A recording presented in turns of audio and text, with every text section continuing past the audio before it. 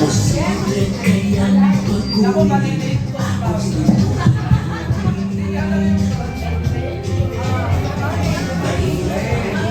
po ba sa annex? Pasensya na po kung late po yung short notice po kami. Pasensya na po. Ayan po. So yung orientation po natin ngayon is all about the City Ordinance 8598. Yun po kasi yung ordinance na nag-mandate sa mga fast food restaurants sa Manila na mag-provide ng temporary employment para po sa inyo. So ano nga po ba yung ordinance na to? So yun nga po, as mentioned, ito po yung ordinance na nag-mandate including sa McDo para po mag-provide ng temporary employment sa mga qualified na senior citizens, differently abled, and persons with disability na residente ng Manila. So, ang beneficiaries po ng ordinance na to ay syempre kayo po.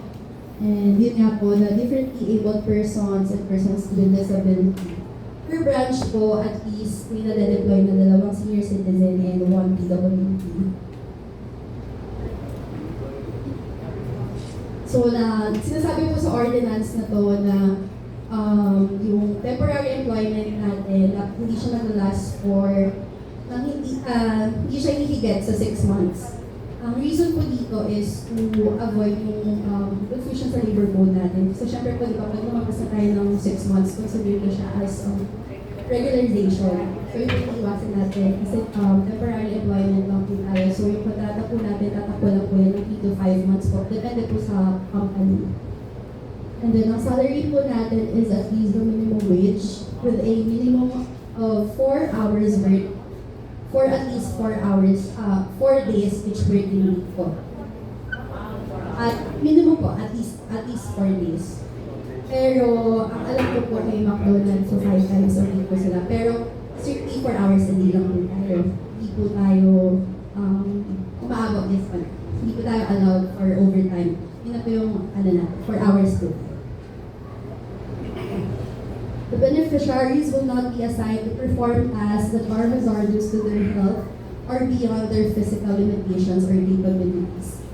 So, syempre po, ang priority pa rin po namin dito is yung health niyo po, yung well-being niyo po. So, iwasan pa rin natin na ma-assign kayo sa mga tasks na hazardous, especially sa, alam ko pa, ang McDonald's na nag-a-assign sa kitchen because kitchen is considered as hazardous area. Also sa restroom, kasi madalas po ang restroom. So doon po tayo talaga ma-assign sa, kung saan po tayo visible. So sa lobby area po. Kung saan po makikita tayo ng mga staff ni McDo, ng manager natin, ng supervisor natin. The beneficiary's employment will not be covered by the provisions and benefits provided by the labor code. So ito rin po yung reason kung bakit hindi tayo pwede lumagpas ng 6 months. Kasi nga po, hindi rin kasi tayo covered ng provisions and benefits ng labor code. So, sinasabi po dito na wala tayong monthly, hindi tayo, wala tayong mga leaves, wala po tayong mga special credits, wala po tayong So, the beneficiaries will be included in the group medical insurance. So, ito naman po mati-discuss naman yan ni company, ni McDo sa inyo, doon po mismo sa orientation ni po with them. Ito po yung expectations from you. So, prior to being engaged by the fast food company, ina-expect na mag-undergo tayo ng training. So, sa first day nyo, or first week, for sure po yan, i-train muna nila kayo kung ano po yung mga roles and responsibilities nyo. Ituturo po muna nila yan sa inyo. And then, enter into an appropriate contract. So, of course, magkakaroon po tayo ng contract signing. Lahat po yung mag-discuss sa mismong orientation po natin with Sir Eric. Of course, ina-expect din po na mag-abide tayo by the rules and regulations imposed by the fast food company to its own regular employees. So, tayo po kasi consider tayo as their own regular employees. Wala po tayong special treatment. Hindi po porket senior citizen na tayo or PWD po tayo. Meron tayong sariling rules and regulations. Paano po nila tinitreat ng mga employees nila, ganun lang din po yung trato nila sa atin. So, ina-expect din po tayo to perform tasks in accordance with the reasonable instructions from the fast food company or its authorized representative. So, yun nga po, sabi ko kanina, mag-undergo naman tayo ng training. So sa training, sasabihan naman po nila kung ano yung mga tasks nyo, mga responsibilities nyo, lahat ng duties nyo. So, ina-expect po tayo na i-perform kung ano po yung mga ipapagawa po talaga sa atin. Kasi nga po, nag-apply naman po talaga tayo dito for work. Diba? So yun po, kung ano po yung ipapagawa nila sa atin, ina-expect po nila tayo na i-perform po yun with full commitment po.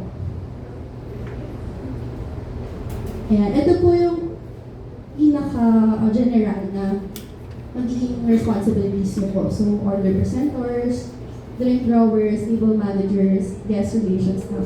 So yun nga po, sabi ko kanina, ma-assign lang kayo sa lobby area. Sa lobby area, ang pinaka-task nyo dito is to assist the customers. To help na ma-maintain yung cleanliness ng store. So yun po yung pinaka-itulong natin or pinaka-trabaho po natin dito sa MAPCO. So ano po ba yung mga kailangan natin tandaan? So number 1 po, there is no work on a holiday. Pag holiday po, automatic wala rin po talaga tayong pasok. Kahit sabihin po ng manager na meron, wala po tayong pasok kasi po, wala po tayong holiday pay. So hindi po bayad yung holiday nyo kung papasok po kayo. Kaya huwag na po natin ipilit or ikulit yung manager na papasukin tayo ng holiday kasi wala po talaga tayong holiday pay. Next po, if work suspension is announced, your work is also suspended. So, same lang po sa holiday. So, kaya announce ka na suspended, kahit yung mga kasama niyo po sa trabaho, sila manager, sila supervisor, other service crew, kung sila may pasok, kaya suspended, kayo po wala po talaga. So, huwag na po natin ipilit yun sa manager natin na papasukan tayo. Follow the rules, regulations, and policies of the fast food company or assignee. Sabi ko nga po, tayo po ay itatrato rin as their own regular employees. So kung ano po yung lahat ng rules nila, regulations and policies, nag-a-apply po yun sa ating lahat. Kahit po under tayo ng special program ni PESO. Kung ano po yung mismong rules and regulations na pinapatupad ng company, yun po yung kailangan natin sundin. Okay, ano po ba yung mga kailangan natin tandaan bilang beneficiary ng program nito? So number 1, syempre po, be punctual. Itinan ko po kung yung iba ngayon late kasi po nagkaroon ng changes sa venue. Pero sana po kapag nasa work na tayo mismo, iwasan po natin maging late. Wear provided uniform, IDs. Alam ko po si McDo, may ipaprovide sila. I-discuss naman po nila to further sa orientation po nila. Pero kung ano po yung sasabihin nilang dapat na suot natin, mag-follow po tayo doon. Siyempre po, practice good hygiene. Dahil nasa food industry po tayo, importante na practice natin yung good hygiene natin. Kasi siyempre po, direkta tayong humaharap sa mga customers. So, importante na kung paano natin represent yung sarili natin. Show up to work clean and well-groomed. Yun po. Same lang naman siya as practice good hygiene. Basta, ang importante lang dito, presentable lang tayo dito. Limit noise levels and other distractions for other co-workers. Yun po. Ang sinasabi lang po dito technically, iwasan po natin mag-chikahan as much as possible habang nasa trabaho po. Pwede naman natin gamitin ang break time natin or after work hours para po sa mga kwentuhan natin. So yun po, as much as possible habang nasa trabaho po tayo, iwasan po natin magkwentuhan. Be respectful and considerate. Respect shared spaces. Know and understand your tasks and responsibilities. So, importante po, lalo na po sa first day nyo, itanong nyo po agad kung ano po ba talaga yung magiging mga tasks nyo and responsibilities nyo. Para po, in the long run, sa buong 5 months po ng kontrata nyo, smooth nyo lang po magagawa kung ano man po yung mga trabaho nyo.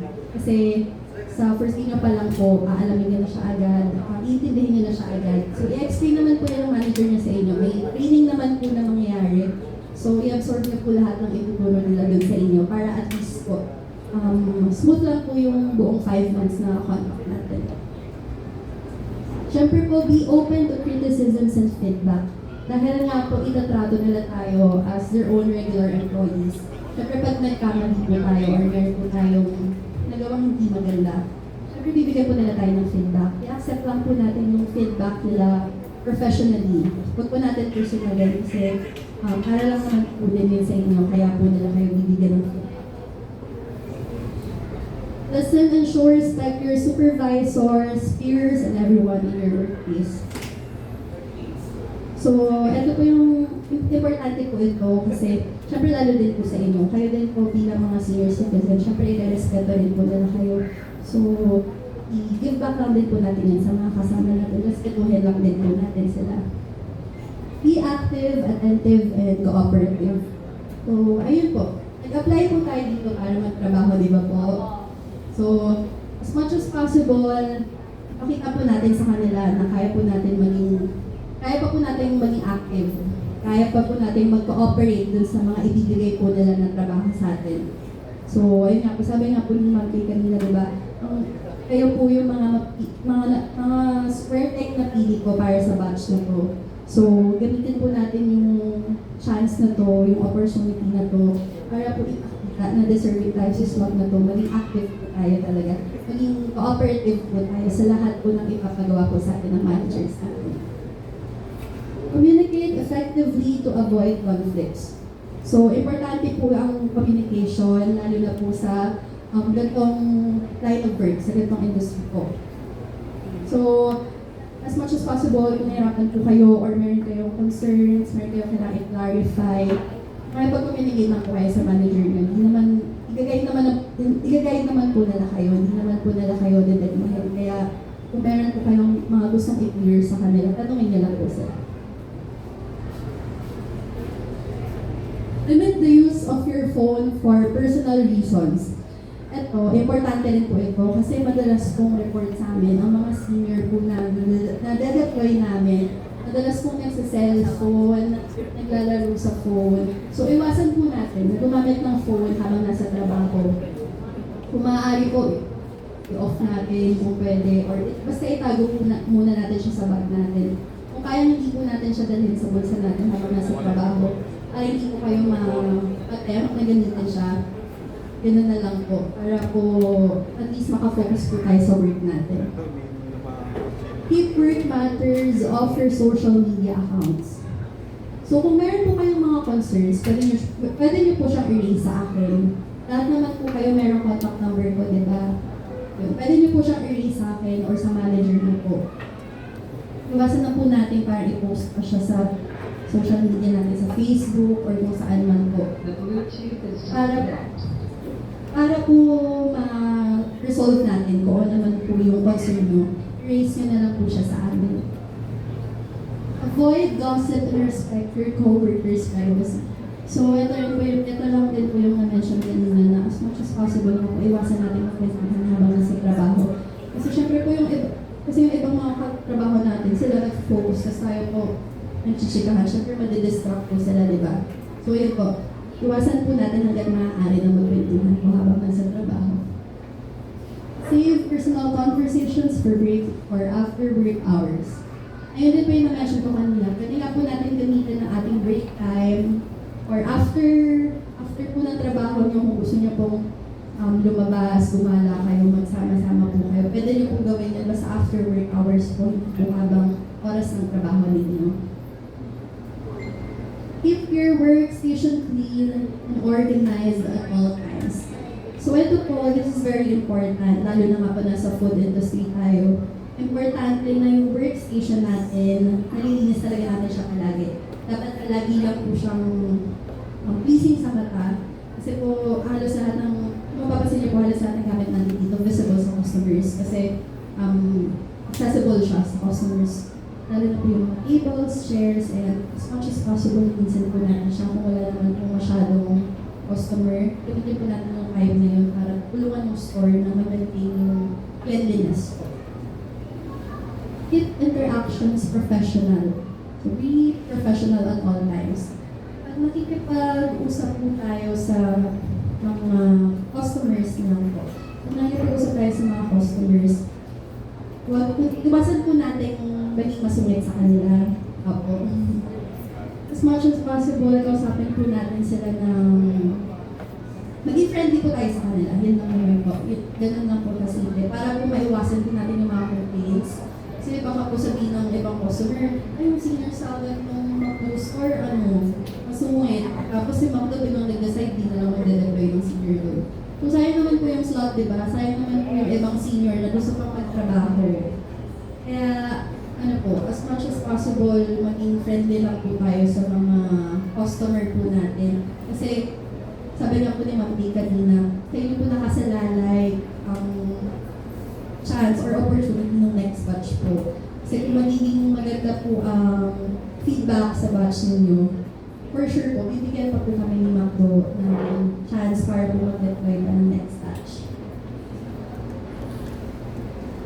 Ayun po, meron po bang tanong? Parang meron pong tanong yung iba tungkol sa medical. Ano po ang questions po natin? Yes po. Wala pong hepatitis sa